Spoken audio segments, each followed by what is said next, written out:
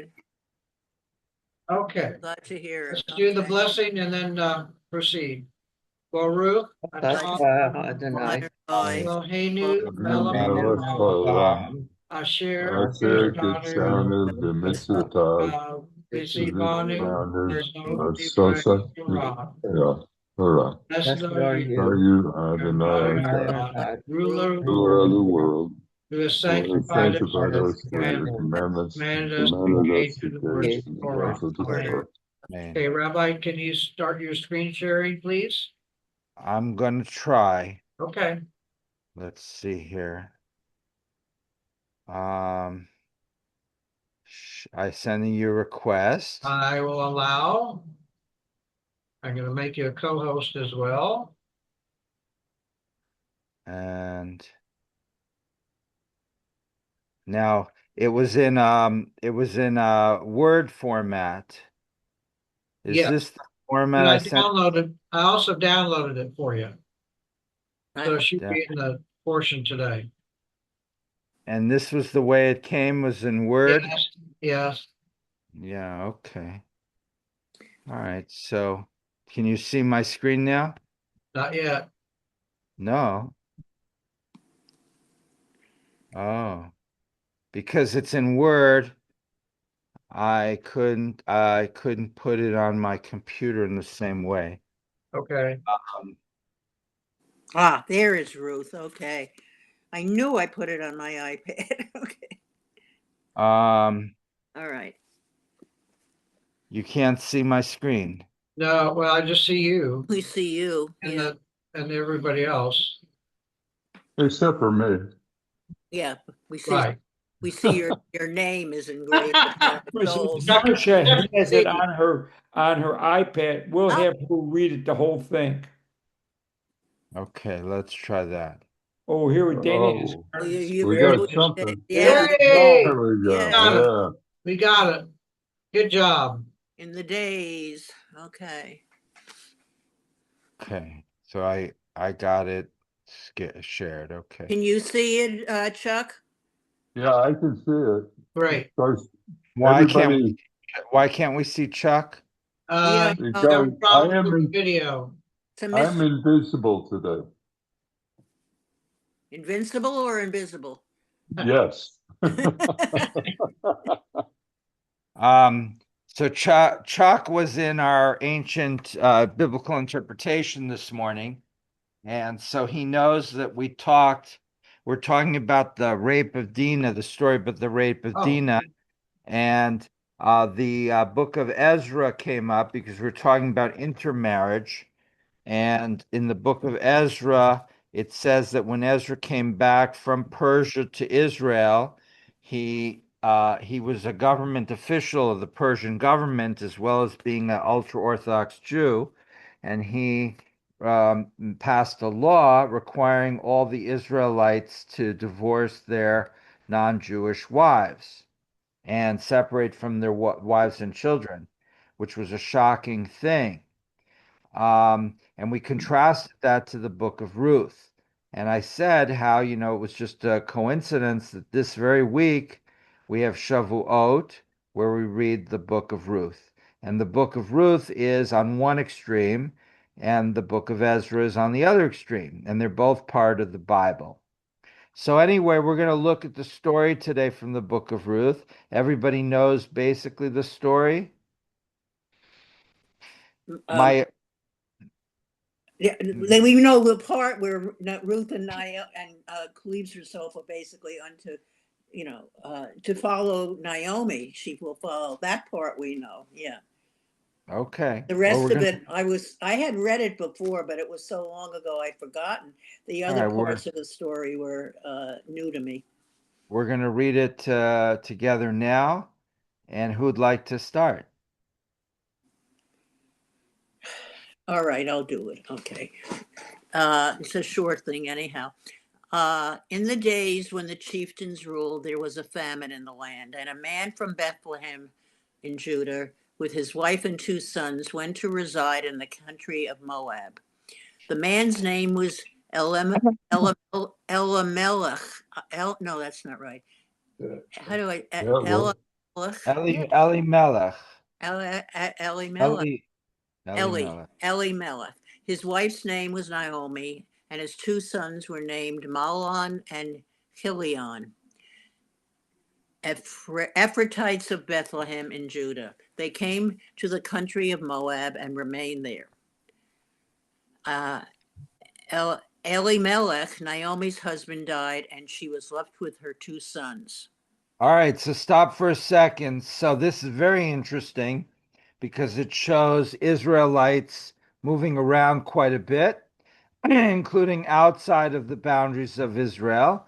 They're going basically, I believe, to Jordan, what's today Jordan, and what was then Moab. And they just settled there. Okay, back to you. Yes, Richard. What does Ephrathites Ephrathites. Ephrathites of Bethlehem and Judah mean? Well, they're basically from the tribe of Ephraim. Oh, so they Okay, were. So they were Jewish. They were from of the Israel tribes, of one of the tribes, right? Right, so there are 12 tribes, and they were from the tribe of Ephraim. They lived in Bethlehem, and that was part of Judea or This Judah. is this is Naomi's family. Okay. right. When was this written? About what time? I do not know exactly. It's not necessarily agreed. Um, so I don't know. Okay. My watch. All Well, right. there, But it's can I, supposed to take place before King David, right? Because King David is a descendant of Right. Ruth. Right. So it's supposed to take place before the year 1000 BCE. So it's supposed to take place 3100 years ago or 3200 years ago. When it was written, maybe 600 BCE, maybe 500 years after it was supposed to take place, but I'm just guessing. Okay, back to you, Marcia. Is left with her two sons. They married Moabite women, one named Orpah and the other Ruth, and they lived there about 10 years. Okay, so here we see the second thing. They emigrate from Israel to Moab, and then the sons marry Moabite women. So, you know, I guess this is what people would do today, so things aren't that different. But you kind of expect that the ancient Israelites would have behaved in a very different manner. But no, they sound just like us. I have a question. Yes. Yeah, the, they're in, Moab, and yet we're talking, they were, if, what is it, Ephraim? They were Ephrathites? from the tribe of Ephraim. Okay, but they lived in Moab then, Right. right? Yeah, Okay. Right. Were there And others that lived in Moab other than the Ephraim? were there other Israelites that moved Right. over there? Yeah, other I, tribes. I presume that there were other immigrants, but I don't know. They don't Okay. say. can't Just imagine wondered. two of them went. Okay. But Right. obviously there weren't a lot because but I don't know. Okay. So Ruth was a Moabite. Ruth was a Moabite, right? And Moabites are particularly infamous because when the Israelites were leaving were leaving Egypt, the Moabites attacked from the rear, where the Right. handicapped and the women and the children and the defenses were. So Oh, the army attacked the back of the Israelites where nobody could defend themselves. it's like So no that fair. Okay. that was considered very inappropriate behavior, and they killed all these people who were completely defenseless. And so the Moabites had a very bad reputation. So it's not just a coincidence that they make Ruth a Moabite. Okay, continue, Marcia. Then those two, Mahlon and Chilion, also died. So the woman was left without her 2 sons and without her husband. All right, there's a lot of disease. People died young. Not everybody, but a lot of people. So if you were lucky, you could live to 70 or 80. It was not impossible, but the percentage of people that made it to 80 was obviously much, much lower than today. Question. Yes. I say when I have a question, and since I can't raise my hand, you can't see me. I just say question.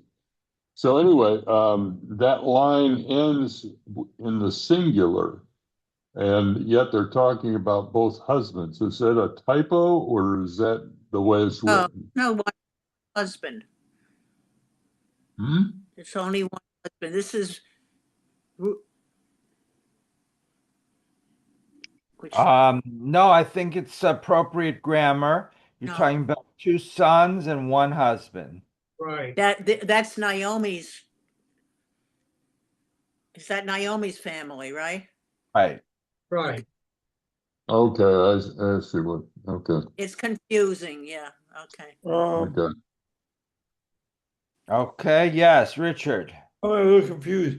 Was Oprah and Ruth, they were both married? Not Oprah, Orpah. Orpah. Was Orpah and Ruth both married? Yeah, They married Moabite women. It says that. Yes, Okay. the 2 sons married Moabite women. One of the Ah, sons married Naomi. Now both sons died. That's where I Presumably, have a problem with that line. So the woman is both since they both husbands died, so both women were left without a yes, husband. all Yeah, three. yeah, all three of them. The mother-in-law lost her husband, and both Right. daughter-in-laws lost their husbands. Now, men, maybe they were more susceptible to disease than the women because they were out in the fields. I don't know. But all 3 men died. Okay, Marcia. She started out with, I get confused. I have to get myself together. She started out with her daughters in law to return from the country of Moab. For in the country of Moab, she had heard that God had taken note of the people of Israel and given them food. Accompanied by her 2 daughters in law, she left the place where she had been living and they set out on the road back to the land of Judah.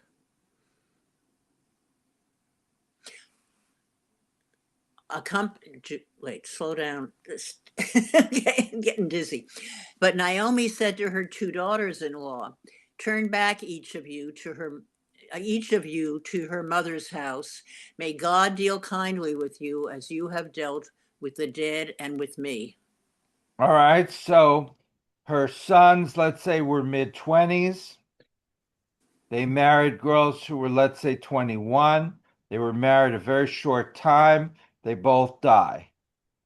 So now Naomi says, go back to your parents' house and they'll fix you up with a new husband and you'll start over. You're not going to accompany with me because, to connect to me, I have no more sons, and my sons are dead, so there's no purpose. It's not in your interests to stick around with me. May God grant that each of you find security in the house of a husband. And she kissed them farewell. They broke into weeping and said to her, "No, we will return with you to your people."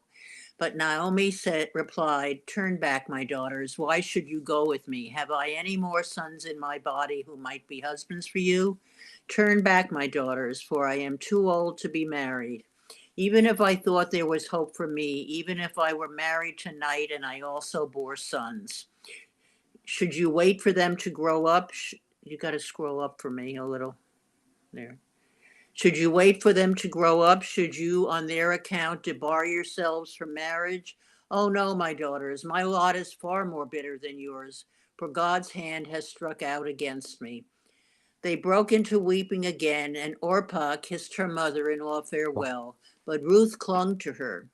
So she said, "See, your sister-in-law has returned to her people and her gods. Go follow your sister-in-law." And it's interesting here that Naomi sticks in, the other girl has gone back to her people and her gods. Right. And so they stick in. So there's certainly a religious element here.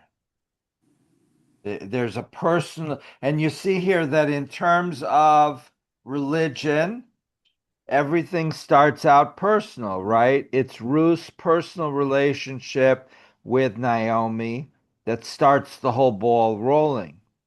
But it's not only about personal relationships, it's also about the direction she goes will determine which god or gods with an S or without an S that she follows. Okay. But Ruth replied, "Do not urge me to leave you, to turn back and not follow you. For wherever you go, I will go. Wherever you lodge, I will lodge. Your people shall be my people, and your God, my God. Where you die, I will die, and there I will be buried. Thus and more may God do to me, if anything but death parts me from you." All right. This is a famous quote. And it continues. No, that's it. Okay, so what do you can you see where I'm making blue? Yes. Okay. So comments upon this quote. This is Ruth's famous speech. And when I say she converted herself, this is what I'm talking about. What does she actually say here? Marcia. She's dedicating herself to be with Naomi and to worship Naomi's God. Uh-huh. Where does she say that? Um, Here. And she says, "Your people shall be my people, and your God, my God." Okay. Well, all right. That sounds good, Richard. Would you accept this in lieu of conversion? Um, No? no, I'm not, well, she says, she says, I will be with you, but it doesn't say she's going to convert. It says, when you die, I will die, and there I will be buried. Thus and more may God do to me, if anything but death parts me from you. But I'm not sure this says I'm converting to Judaism. it says, "Your people shall be my people, and your God, my God." How much more? Oh yeah, right here. I will lodge. Your people shall be my people, and your, I forgot that. In your God, my God. Um, yeah, I guess that's sort of conversion, but certainly it's not. In that day, that was in the days before King David. Did you actually have to do formal conversion, or was there actually an ability to convert?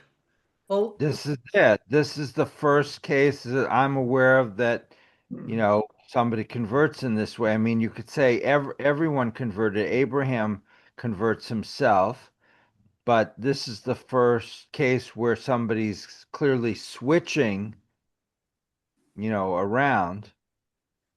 well, there, So, I don't think there were formal conversion classes going on at that point. well, she did something on the internet. Oh, that's okay. Minya, what do you think? You have to unmute. I think that she made it pretty clear that whatever Naomi's going to do, she's going to follow. And I don't think in those days, as was already said, there was a particular conversion method. I think it was just a method of saying, I will do it, and then you go ahead and do it, and that's accepted. All right. Well, we don't have anyone, nobody's here on the Religious Practice Committee, or do we have anybody here that's on the Religious Practice Committee? So if Marilyn was here, I don't know, she'd say no, that's only the Religious Practices Committee has to be involved, and Ruth can't just do this on her own. But in those days, there were no temples, there was no religious practice committee, there were certainly no rabbis. So this is the best you're going to get. So, Okay. What does it take nowadays for a person to convert? So in the Talmud, so if this is supposed to have been written at, let's say, 1100 BCE, and the Talmud was written down, the first part of the Talmud in 200 CE.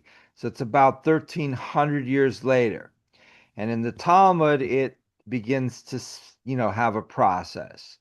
So there's a Beit Din, there's three rabbis, and the first thing is a person wants to convert has to go to a rabbi. And the rabbi has to tell the person no 3 times. So, Marcia, you want to convert, you come to me and you say, I'd like to start studying for conversion. And I say no. And then a week later, you come back and I say no. And a week later, you come back, I say no.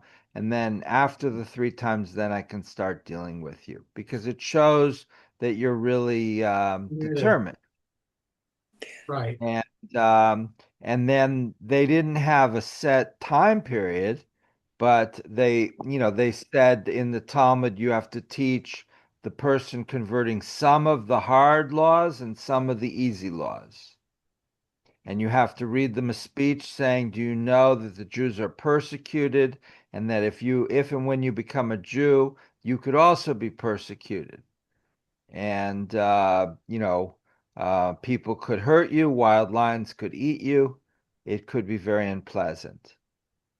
And then there's a Beit Din, and they can convert you, and then they require a mikvah, immersion, and if it's a man, circumcision, and then you become Jewish. So the Talmud begins to set out a process. What's of course, However, however, however, yeah, however, this was written in 1000, but after the Talmud, but the actual issue takes place before the Talmud. no, this is written before the Talmud. Oh, this is written before. Okay. Oh, Yeah. definitely. Well, and the thing you said BCE then. So this is written maybe 600 BCE. I'm just guessing. Okay. And Okay. so it's written maybe 800 years before the Talmud, and it's supposed to have taken place maybe 1200 years before the Talmud. Right. Okay. That's good. So either in both cases, there was no organized procedure. There's no 2-year minimum, and there's no 4-page description, and there's no URJ Introduction to Judaism course online.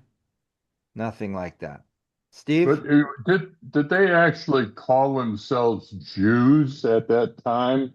Weren't they just we believe in God and Moses and the commandments? Israel. And and, They, and I choose to go with your religion rather than the religion worshiping multiple gods. yeah, they call themselves from Judah. So maybe they were called Israelites, maybe they're called Judahites, but it's Right. based on geography more than anything else. Exactly. But clearly there's religious differences, as well. But I think Ruth's speech here is very good.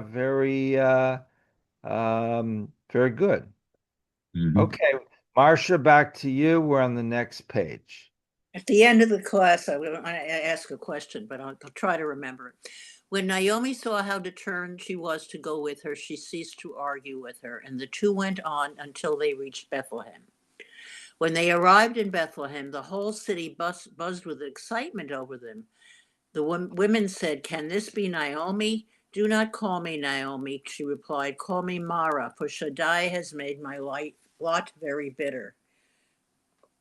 Mara? Well, okay. Mara in Hebrew means bitterness. Like Moror? Right, from the word moror, right. Okay.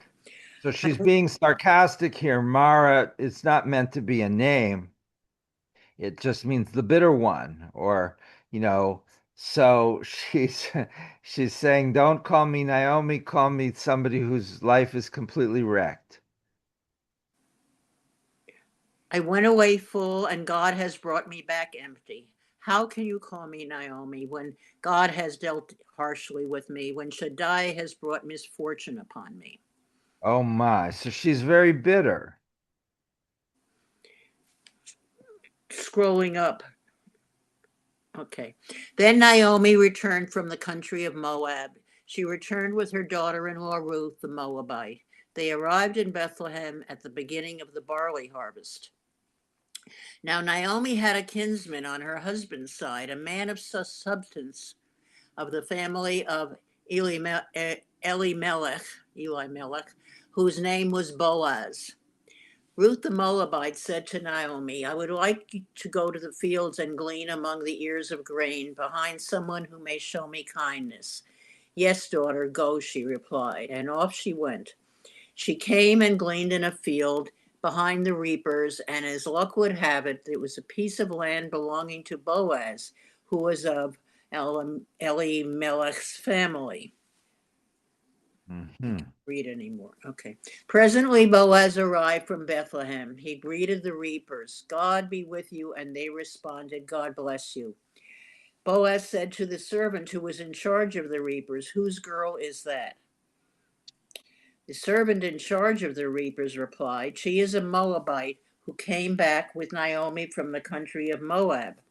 She said, please let me glean and gather among the sheaves behind the reapers. She has been on her feet ever since she came this morning. She has hardly rested at all in the hut.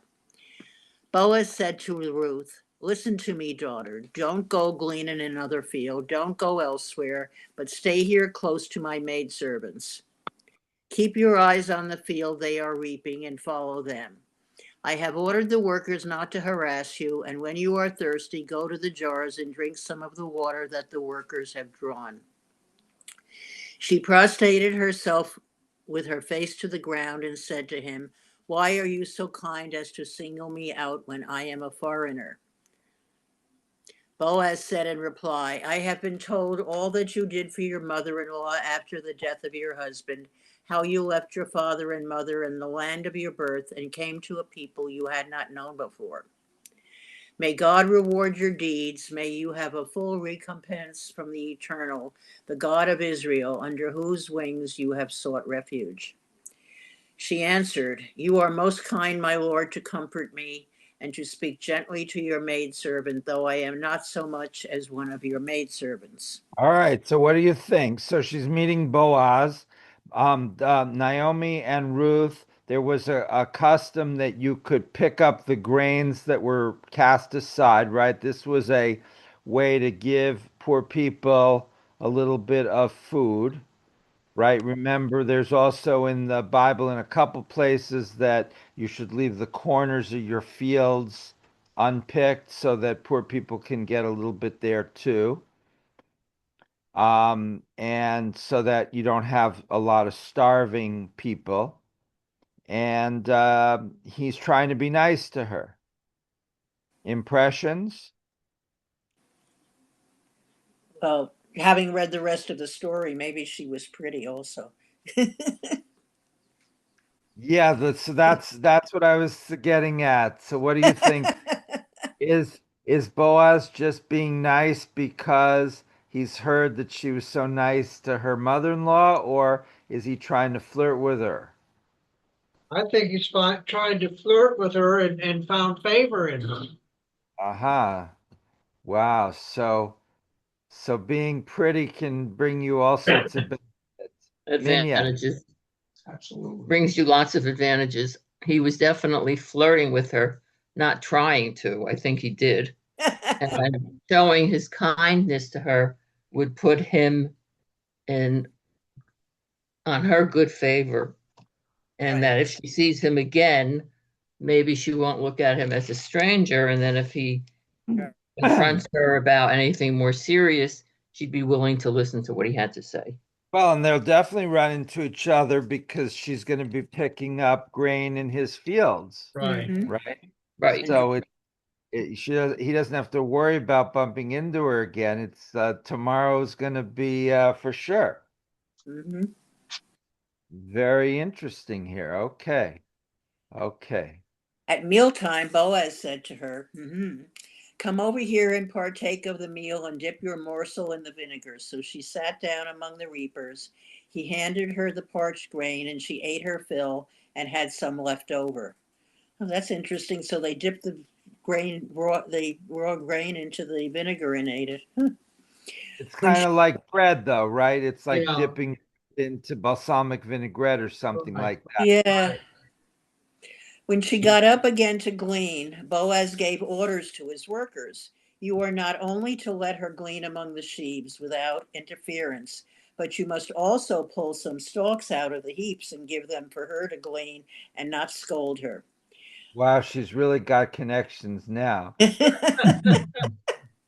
She gleaned in the field until evening. Then she beat out what she had gleaned. It was about an ephah of barley, which which I is, How don't, much is that? yeah, I don't know. I don't know, but it's a good amount. Okay. Wait, okay, and carried it back with her to the town. When her mother-in-law saw what she had gleaned, when she also took out and gave her what she had left over after eating her fill, her mother-in-law asked her, "Where did you glean today? Where did you work?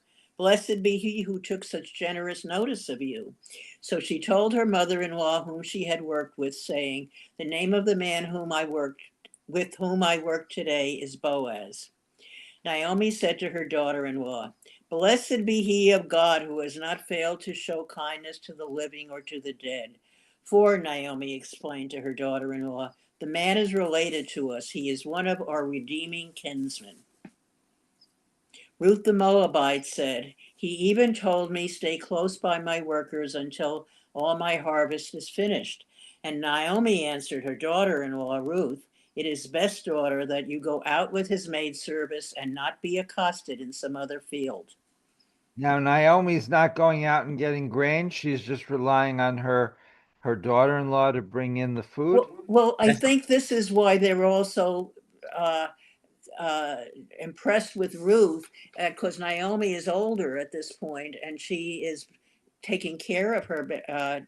And Ruth is basically taking care of her mother-in-law. You know, she's bringing in the food and doing, other duties for her. The, Um, the ephah is an ancient Hebrew unit of dry measure equivalent to about a bushel, Oh, approximately a lot. 22 to 35 liters. That's a lot of grain. Yeah. Yeah. Half a bushel.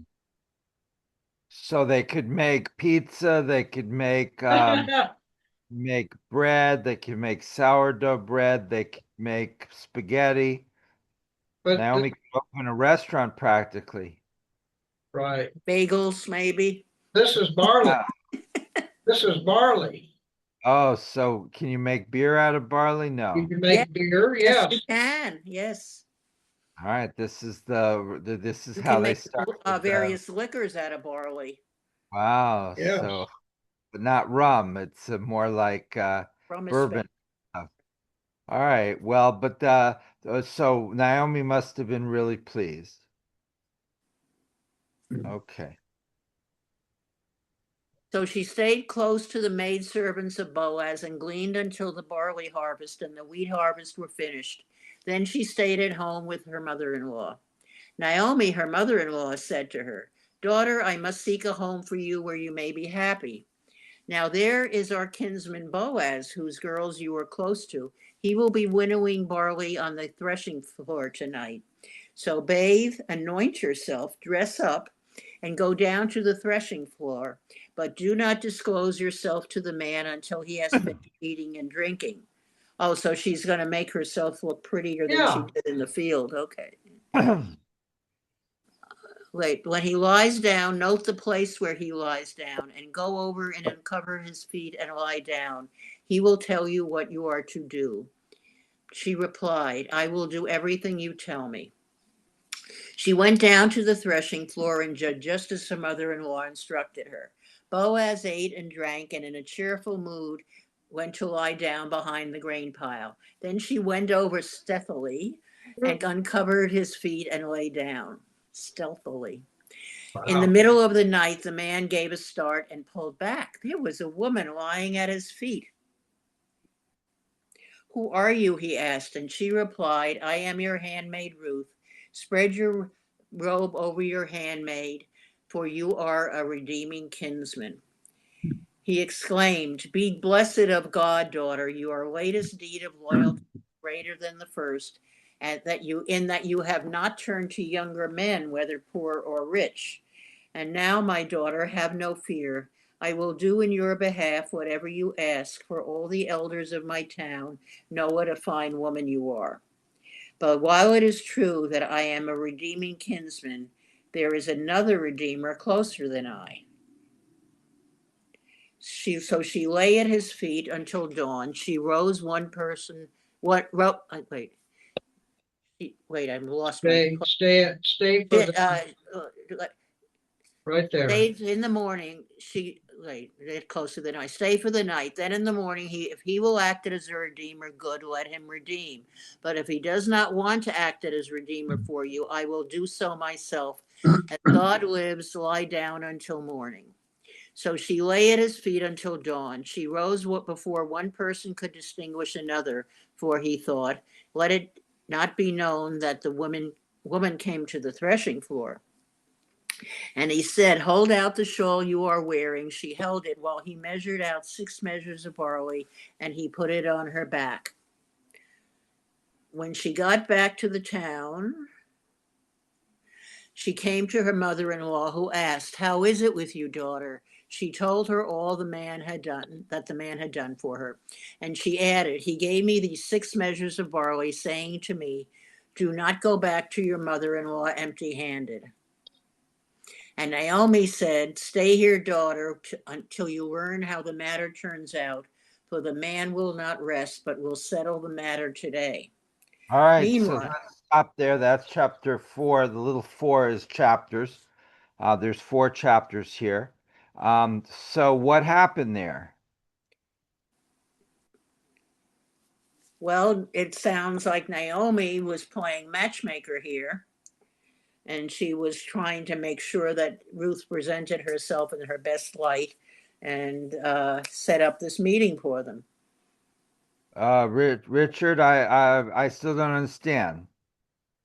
Marcia, I think she's the first Yenti. Yep. This is the first Yenti. And I would think it was very unusual for Ruth to go to where Boaz was. He was obviously inebriated and he was sleeping it off, and she went to him. And, you know, you would think in that day and age that maybe something bad happened, but it didn't, Didn't according sound to the like, book. yeah. All right. But she was So, obviously enamored with him and wanted him to be her husband, obviously. so how does sleeping at his feet, how does that advance her cause? Well, I'm not sure it does, but maybe she thought it would, or maybe Naomi did. Yeah, but it was Boaz that wanted her to sleep at his feet.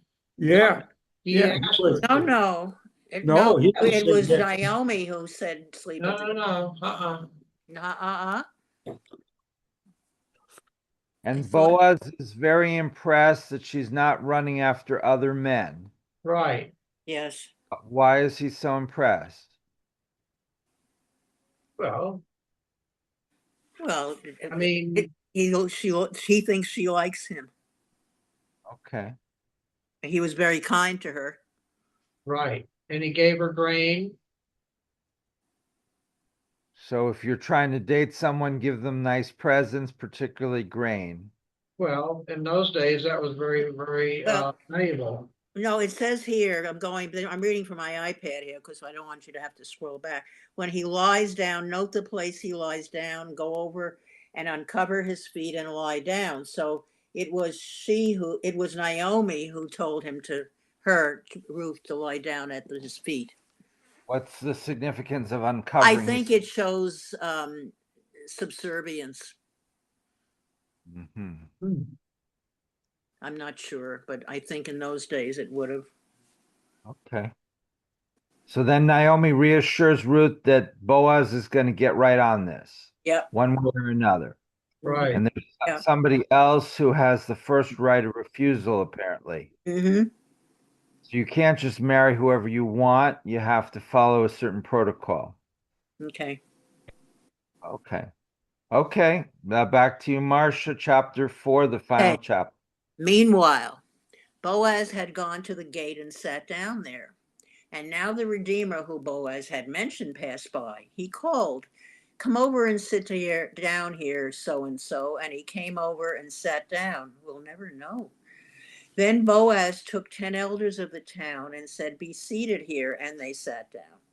He said to the Redeemer, "Naomi had now returned from the country of Moab, must sell the piece of land that belonged to our kinsman Elimelech." I can't get that. Elimelech. Elimelech. Elimelech. Elimelech. Okay. I can't read it anymore. You gotta. Okay. "I thought I should disclose the matter to you and say, acquire it in the presence of those seated here and in the presence of the elders of my people.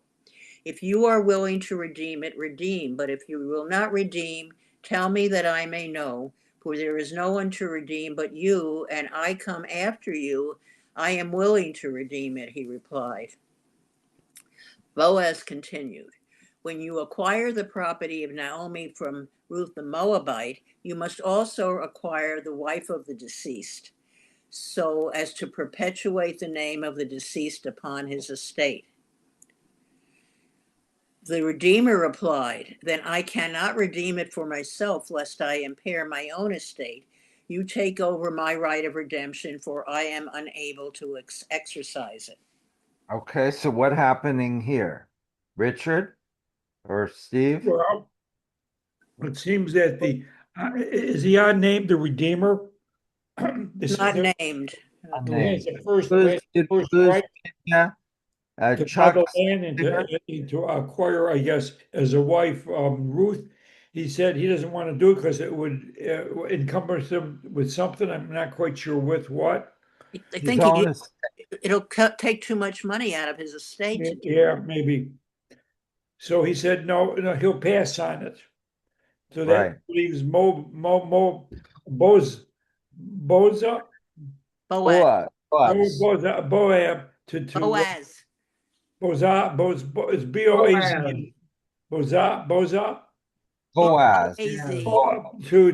to now buy the land and acquire Naomi as a wife. Okay. Not Did we lose? Naomi. It's Ruth. like a business deal. No, Ruth, not Naomi. Ruth, you get a piece of land, and with it, you get a woman. Comes with the territory. But it also to continue the name in Yeah. perpetuity. Right. Hmm. And so apparently there is certain people can acquire the estate and not others. It just has to be in a certain order. Apparently he doesn't want to take out a mortgage, to buy the land. And so that's what it seems like. Mortgages were much more limited in those days. So in other words, a relative of the deceased male has to acquire his property and his women or woman, as the case may be. Because they can He have must, multiple wives in those days. he must have been a closer relative than Boaz, is what I get. Yeah. Steve? Quick question as far as the settlement of the estate or the land, do they actually like put a designated area as to what encompasses the property? I would imagine, yeah. Okay. I would So imagine it now. would be bordered like by rivers or creeks or something like that, kind of like what they did in the 1880s in the land of the land rush in Oklahoma. I They would call imagine. Would you have they call it meets and bounds. so actually, even though Naomi is the closest relative, it is Ruth who is the one who's got the attachment to the land, is considered part of the estate, if you will. The estate includes the land plus the wife Right, deceased, right? Well, it's also the deceased sons. right, Remember, Naomi's sons are a part of this too. This is one of this. Oh, Ruth wait. was married to a son of Naomi. right. Elimelech is Naomi, acquired from Naomi all the land. So okay, so Naomi owns it all, but part of the estate is Ruth. It says that I am also Yeah, required right, Ruth Moabite, right? right. Right. Okay, I'm confused. It's tangled web. Okay. Well, I think when Naomi's husband died, it Mhm. passes to the sons. So the sons have it under No, Naomi's name. no, I don't think so.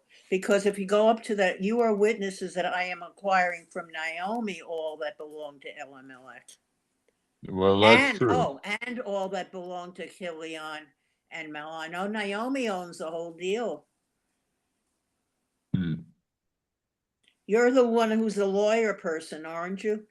Yes, but I'm not a Moabite lawyer. You don't So, do biblical law. Okay. no, I couldn't get a certificate there. I'm not part of the Bar Association of Moab. Not yet, but he's studying Not yet. private. Yeah, this will make you get interested in it, right? Yeah, that's right. Now I know. Um, So Naomi is the owns the whole deal, basically. And she didn't have to have Ruth stay with her, but since she did, then Ruth, because of the connection to Naomi's son, is part of the estate. Okay.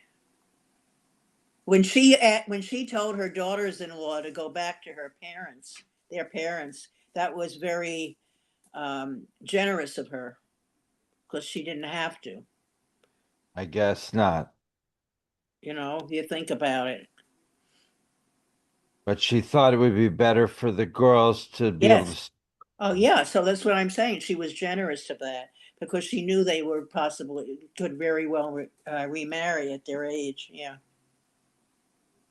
But it looks like Ruth's going to be able to get remarried anyway. Uh huh.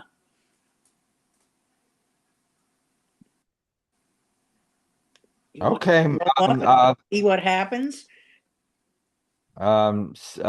any comments? Richard, Steve, did we lose Minya? Minya had an appointment to go to. Ah, okay.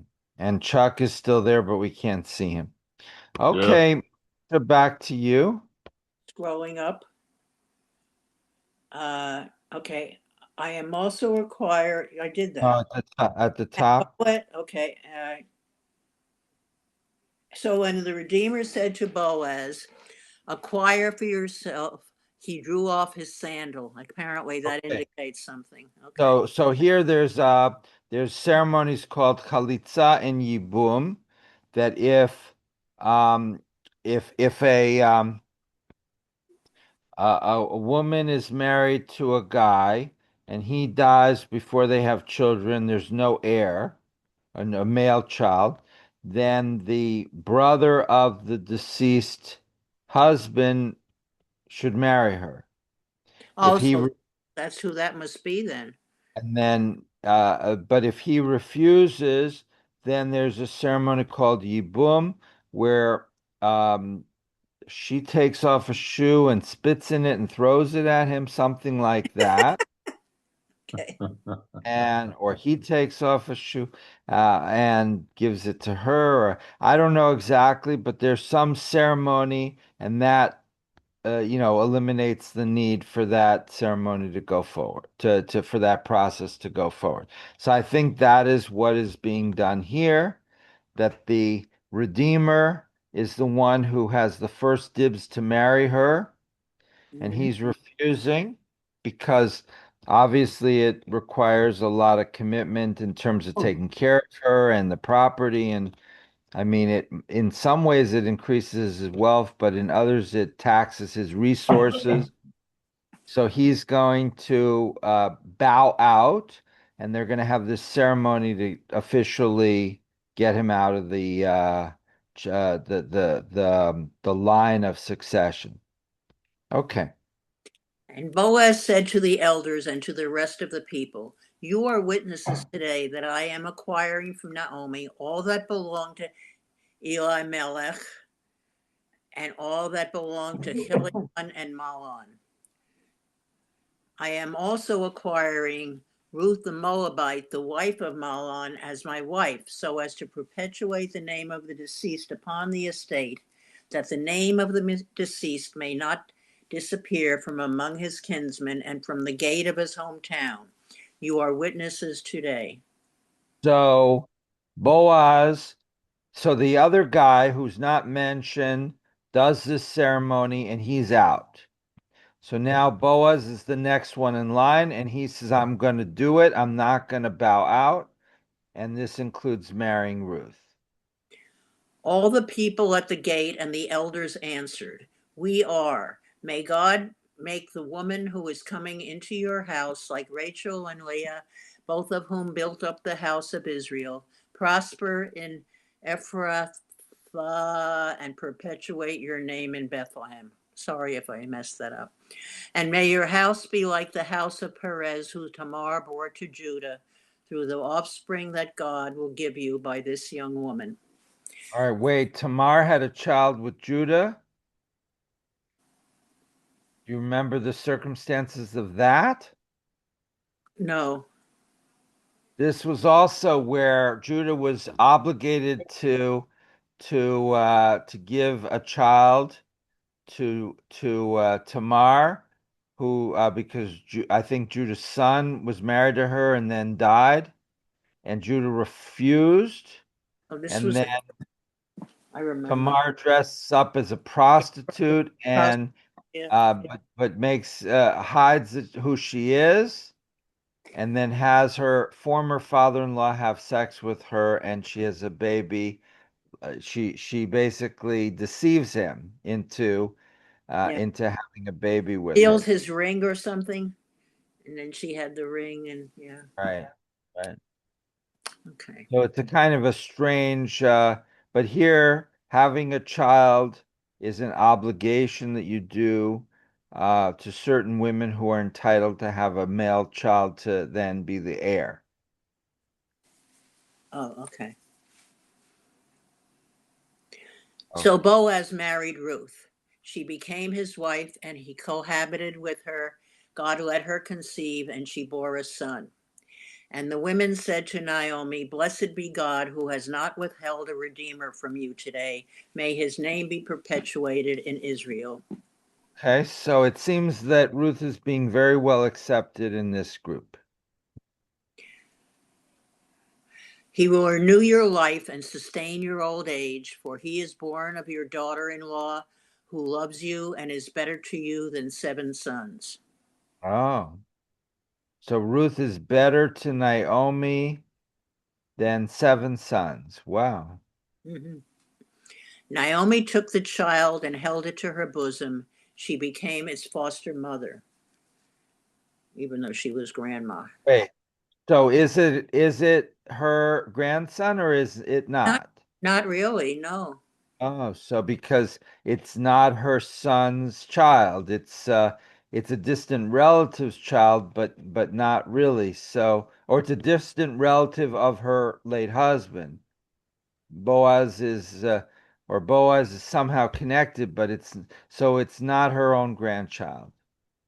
Oh, so became a foster mother. Okay. Okay. And the women neighbors gave him a name, saying, "A son is born to Naomi." They named him Obed. He was the father of Jesse, father of David. Oh, wow. So listen to this. So Ruth's son is Obed, and his son is Jesse, and his son is David. Right. So that makes Ruth the great grandmother of King David. David, right.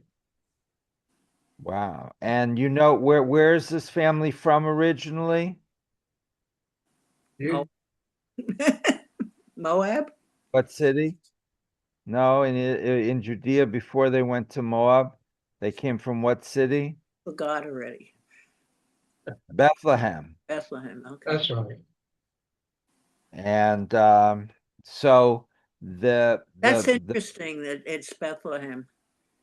That's and because the Christians place their founder, so to speak, in Bethlehem as being born in Bethlehem. and the fact that Jesus is a Jesus of Nazareth is a problem because obviously the Messiah needs to come from Bethlehem because that's where the original But he King was David. born. But there wasn't he born in Bethlehem according to all the Christmas carols? Well, that's why they Well, yeah, that's why they say that because they have to say that because if he's not born in Bethlehem, then that's Never disqualified. realized that connection. Oh, Right. So it's not just random. If he was born in Nazareth, which is probably where Jesus was actually born, that would disqualify him. but I remember being in Israel and seeing the church, which has like what do you call it? Like a shrine to where Jesus was supposed to be born, somewhere in the basement of this church. Do you remember this in Bethlehem? No. Well, that yeah, there's a church in Bethlehem it's got all kinds of glitzy stuff. It's like decorated like a Christmas tree down in there. So they're saying there's a church where he was born. So I don't know. I've never been to Bethlehem because it's Arab territory and it's not, I I don't, went there when it I'll was say, first turning into that, and it was a little dicey in there, but they still let you go at that point. Yeah. now I don't think they let you go. Oh, it was in like 1985 that I was there, I think. Hmm. Okay. Okay, continue. This is the line of Perez. Perez begot Hezron. Hezron begot Ram. Ram begot Aminadab. Aminadab begot Nahshon. Nahshon begot Salmon. Salmon begot Boaz. Boaz begot Obed. Obed begot Jesse, and Jesse begot David. All right, so this is the line. Whose line is this? Perez. Perez, But who in our story is connected directly to this? Boaz. Naomi, Boaz. Naomi, Boaz. Boa. Boaz. Boaz, yeah, okay, Yeah. Boaz's wife was Ruth, right. and their son is Obed. So Right. they're giving Boaz's ancestors as well. But So Naomi's not really directly in this line, right, Steve? father, Correct, correct. great grandfather. So great great grandfather Boaz was kind of Right. To the Messiah or to the king. to the king, Right. to King David. Yeah. Right. So when we talk about Messiah in this context, all we're really saying is that this will be a future king of Israel, a descendant of David. Look who's joining us. Oh, look, Sarah Jane is here. So if we take a look at this line, you can see they want to make it that clear because this is the line of the future kings of Israel. Right. So it's just unbelievable that a Moabite girl, Moabite of all the groups, would marry a guy and have a kid who's going to be their child. Obed is the grandfather of King David, and so that's just it's deliberately done to say people who convert themselves to Judaism can become very, very, very important to Judaism. Steve. But when you said that the Moabites actually executed a number of the slaves from Egypt, the Israelites from Egypt, then they maybe considered themselves redeemed after that situation? And then, no? No, Oh, just Ruth. It just says that you can come out of a very bad group and be very good. okay. But it's not, yeah, but I guess, they could have argued that because of Ruth's behavior that you should forgive all the Moabites, but I don't think they did that. The story of Purim, I believe that Haman is considered to be a Moabite, or a descendant of the Moabites, and he's still considered to be very, very bad. But Ruth is just perfect, She just redeemed wonderful. herself, right, with her action to Naomi. Correct. Correct. Um, Wow, we finished. yeah, so it's a short scroll. Yeah, I Right. was surprised it was that short. Yeah. And so what are the themes here? What are the you know, what are the ideas that they're trying to emphasize? Richard. Well, it seems to me what you're trying to say is that anybody can become Jewish. Mhm. This is basically what it's saying. She's the first true convert, and she converted herself by saying, "I will follow you people and your God, even though I'm not an Israelite." But And also too, is her, Ruth's love for Naomi yes, that helped emphasize that. right. I Mhm. mean, it's her love for Naomi, why she became, I think, an Israelite, why she became Right. Jewish, is because she loved Naomi so much as a mother-in-law. Obviously, they must have had a great rapport Mhm. because usually mother-in-laws don't particularly like their That's daughter-in-law. true. They say Not they're not treating my grandchildren right. Oh my God! That's So, true, so right. this was So really very unusual. And it's interesting that was Opa Opal? What was her name? Orpah. Opa. Opa. She left and she went back to Moba, wherever Moab. it was. Moab. Moab. That's present day Jordan. Right. well, that's what Naomi told her to do. As the part that I'm putting in blue here, Naomi says to the first daughter-in-law, go back, and she does. And then she says to Ruth, see, your sister-in-law has returned to her people and her gods. Go follow your sister-in-law. Right? So Naomi is urging them to do that. They're young women. They can just go back to their parents' house and go through the whole courtship process again, and and get remarried and settle down like they were planning to do the first time, and hope that their husbands don't die suddenly like happened here. But Ruth refuses. Yes, Richard. Do we know what happened to Naomi in the end? She just continued as a mother-in-law. Yeah, she became a very devoted grandmother. Foster. uh and she was very happy. And with Boaz there by taking over the land, her position became very solid. So she was able to to live with a lot of economic security. You know, Interesting. Uh, this story points out a lot of little things. Like it says that the name of Elimelech will remain upon the gates of the town. So they apparently it was like they had some kind of a board or something as you walked into town, and they always I because that come up in the story of Tamar and Judah too. They always had their town meetings at the gate at the gates of the town. mhm. That's come up in other biblical stories.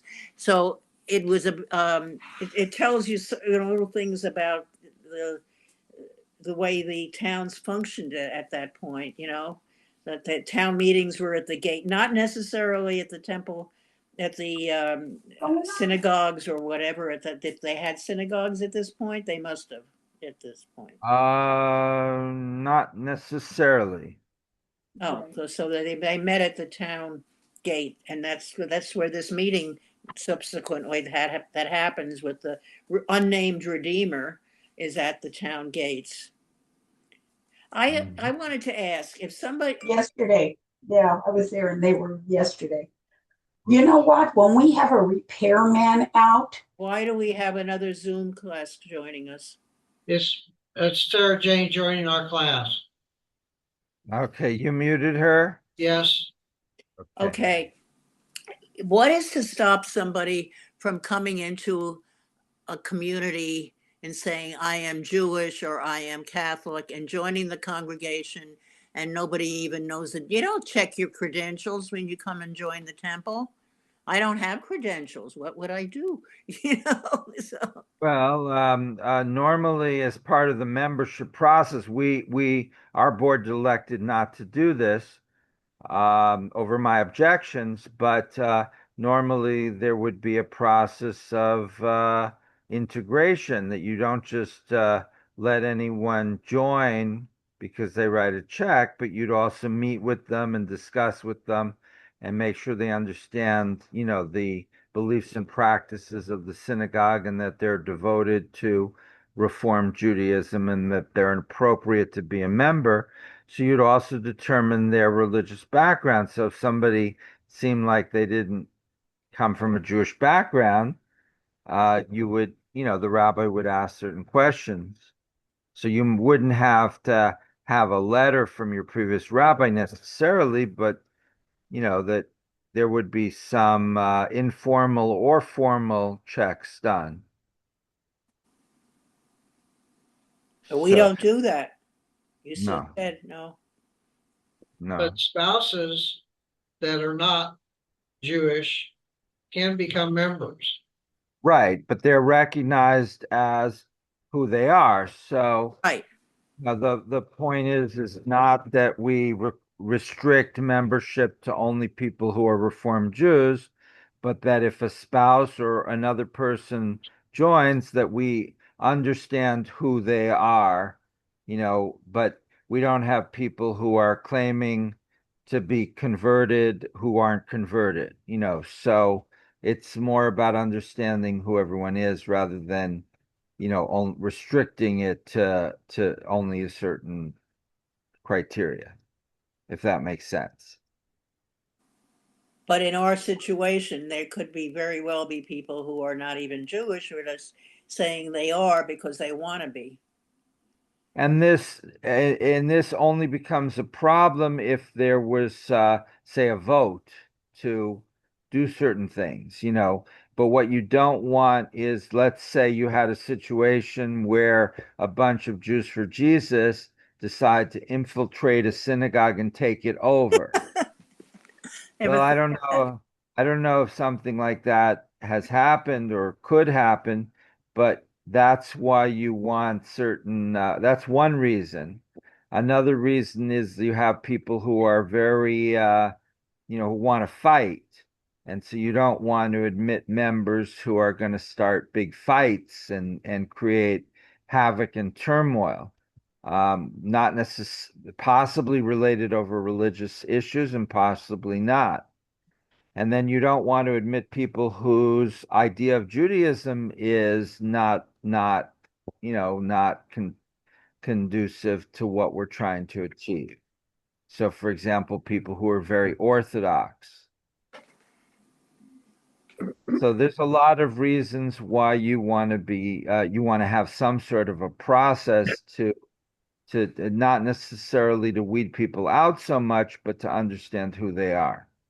And for them to understand who we are as part of the process of admission. So why is the board against it? I don't know. They want to Uh, they want to check.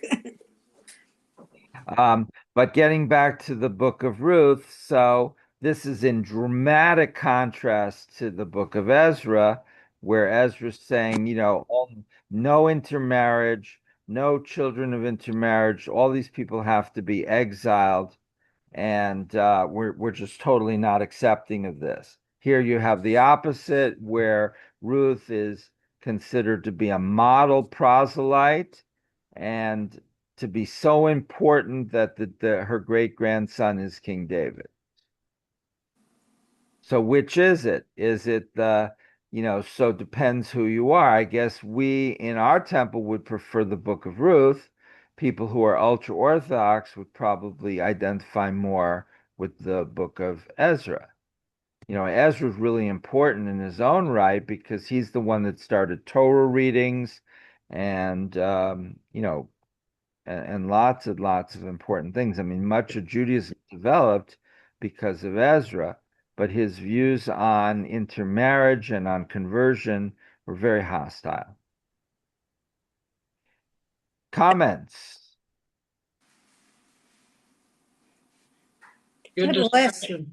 Oh, go ahead. I'm I sorry. think it was a great discussion today. Totally out of what we normally do, which is the Torah. Now Friday is Shavuot. Shavuot. We're doing a shortened service and then a study session, and so we'll see how that goes. Gonna be Ruth again? I'm not sure. I have to call Patty and see what I sent in some stuff more on the line along the lines of the giving of the story about the giving of the Torah. Okay. That last sentence here. What is it? It's a weird sentence. Oh, about dying? No, the thus and more. That sentence.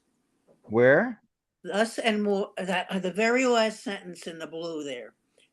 Thus and more may God do to me, and if anything but death parts me from you. What is thus and more? I can guess what thus and more is, but I mean it's kind of vague.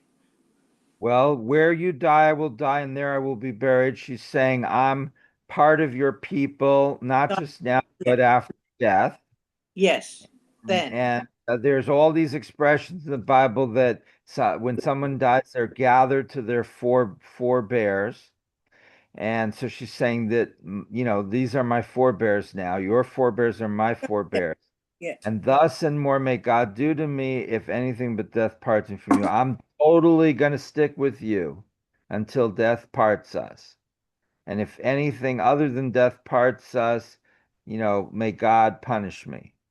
I know that's what it means, but it just is odd expression. Let Thus, me see the Hebrew. Ba'asher tamuti amut v'sham ekaver ko yaseh Adonai li v'bo yosif ki hamavet yafrid beini u'beinech.